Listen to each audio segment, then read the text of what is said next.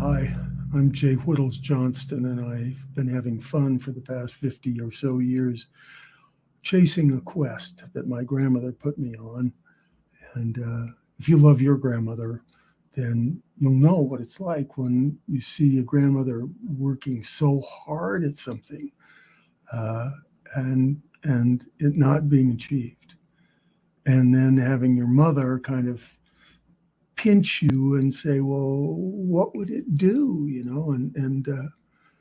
It has to pencil. So here's the deal. My grandmother wanted to put a Secretary of Peace in the U.S. cabinet, which is fine. Um, but my mother, who was a little younger and perhaps more politically sophisticated, said, and always wanting to put her mother down a little bit, said, well, what would it do, Jamie? It has to pencil. That was her shorthand for it has to make sense financially or it would work. And so I'm here to tell you that a Secretary of Peace and Sustainability in the U.S. cabinet is going to happen. I don't know how soon it will happen, but let me tell you why it's so neat. And it's simple. Uh, let's go back to 1839.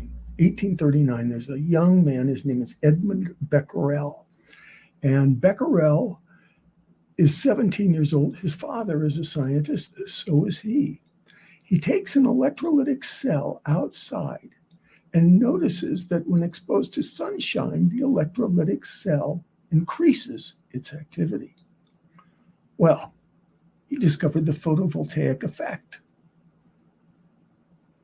But it wasn't until 1905 that Albert Einstein explained how it worked, explaining that light was not a wave, but a particle.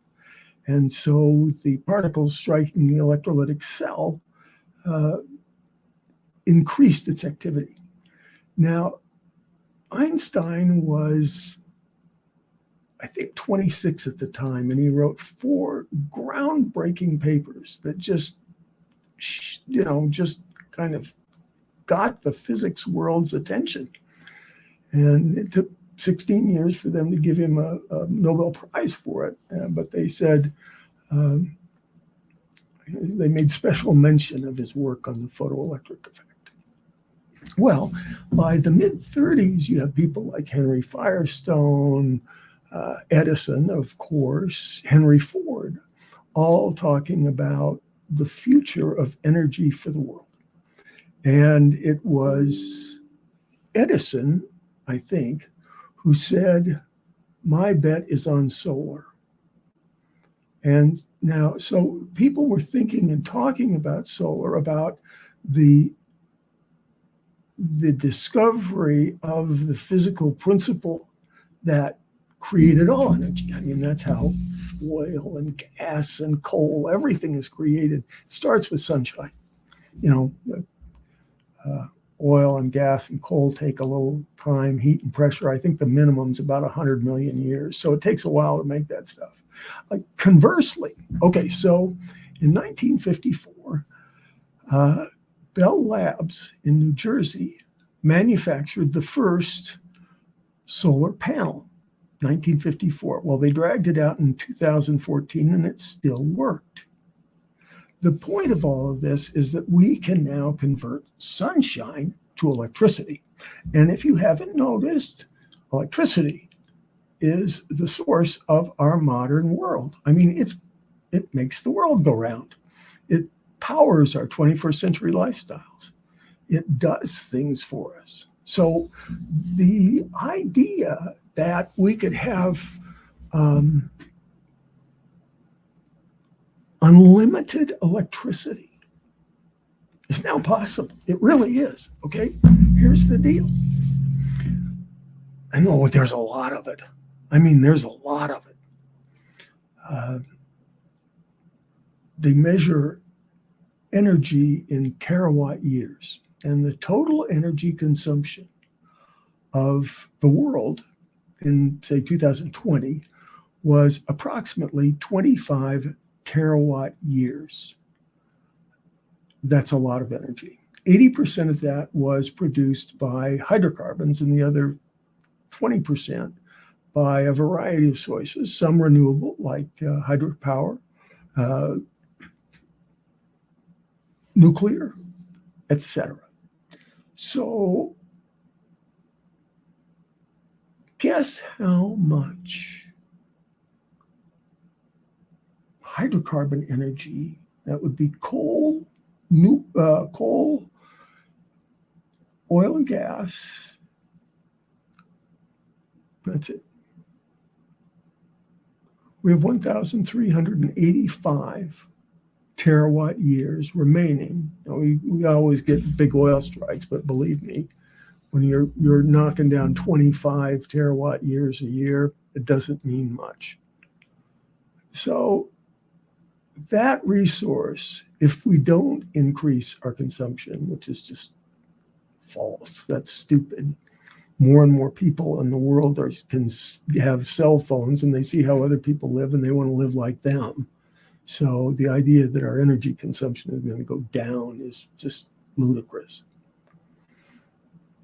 But the thing is, okay, so the sun shines everywhere, right? Which means it's called distributed energy resource, if you want to get really technical about it.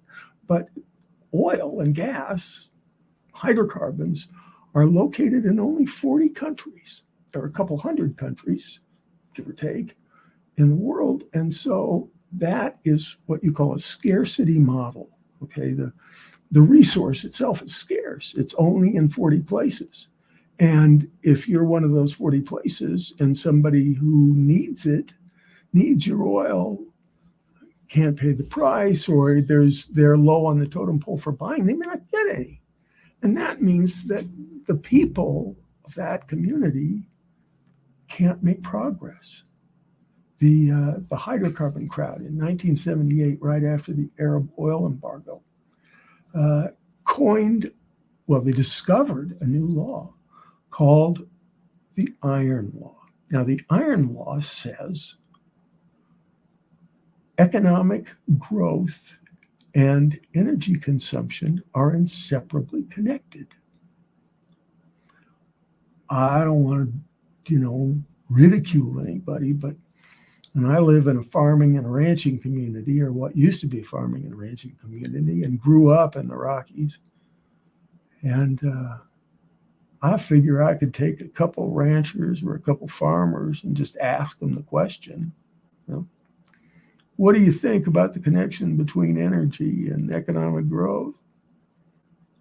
They go together. So they could tell you that and still have time for fishing in the afternoon. But, it took a few hundred highly paid PhDs to verify this fact. Now, what happens if everybody has access to energy? That's pretty cool, right? If everybody has access to energy, and if the United States takes the lead and says, we're establishing a Department of Peace and Sustainability because we recognize that there are extra-national threats to all countries, like COVID, or running out of energy, or changing weather patterns, or diseases, crop diseases, any number of things ignore national boundaries. And yet, the people are all the same. If you could speak their language, if you smile at me, I think you'll understand. That's what Crosby, Stills, and Nash wrote decades ago. We are so much more similar than we are different. I've had a great life. I now have terminal cancer, but that doesn't matter. It's in remission. It seems to me that peace and sustainability, just teaching everybody to use that infinite energy resource, is going to make for an exciting future. It's going to make it for great jobs for your children. And it's going to lift us up. It's going to make us happier.